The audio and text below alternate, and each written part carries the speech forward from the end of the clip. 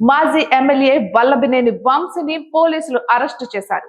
Gannavaram TDP కార్యాలయం పైన దాడి కేసులో వంశీని నిందితుడిగా ఉన్నారు. అయితే కూటమి అధికారంలోకి వచ్చిన తర్వాత ఈ కేసులో వంశీ ముందస్తు బెయిల్ కోసం హైకోర్టును ఆశ్రయించారు. కొన్ని నెలలుగా వంశీ అమెరికాలో ఉంటున్నారు. కాగా హైదరాబాద్ లో రాయదుర్గం పోలీస్ స్టేషన్ పరిధిలో ఈ ఉదయం విజయవాడ పోలీసులు అదుపులోనికి తీసుకున్నారు. అక్కడ నుంచి గన్నవరం తరలిస్తున్నారు. అయితే టీడీపీ కార్యాలయంపై కేసులో కాకుండా మరో కేసులో అదుపులోనికి తీసుకున్నట్లుగా చెబుతున్నారు.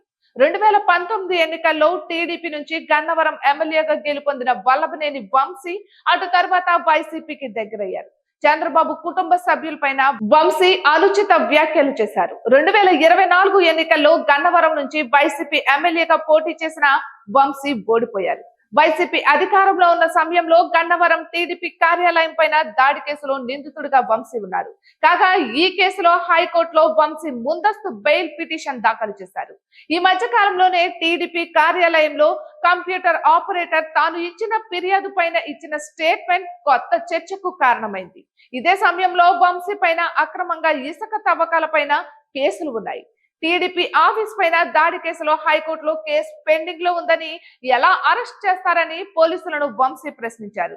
అయితే టీడీపీ కార్యాలయంపై దాడి కేసులో కాదని మట్టి తవ్వకాల పైన కేసు ఉందని అందులో అదుపులోనికి తీసుకున్నట్లుగా తెలుస్తుంది. అయితే ఈ అరెస్ట్ ఏ కేసులో జరిగిందనేది మాత్రం పోలీసులు ఇంకా వెల్లడించలేదు.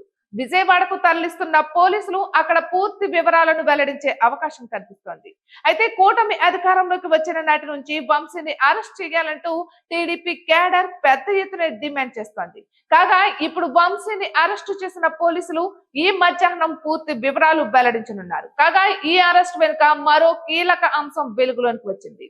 టీడీపీ కార్యాలయంపై దాడి కేసును తాజాగా సత్యవర్ధన్ వెనక్కు తీసుకున్నారు.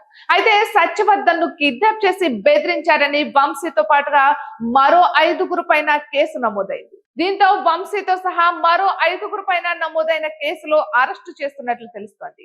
అయితే సత్యవర్ధన్ ను పోలీసులు విచారించగా ఇచ్చిన సమాచారం ఆధారంగా వంశీ పైన కేసు నమోదు చేసి హైదరాబాద్ లో అరెస్టు చేసినట్లుగా సమాచారం.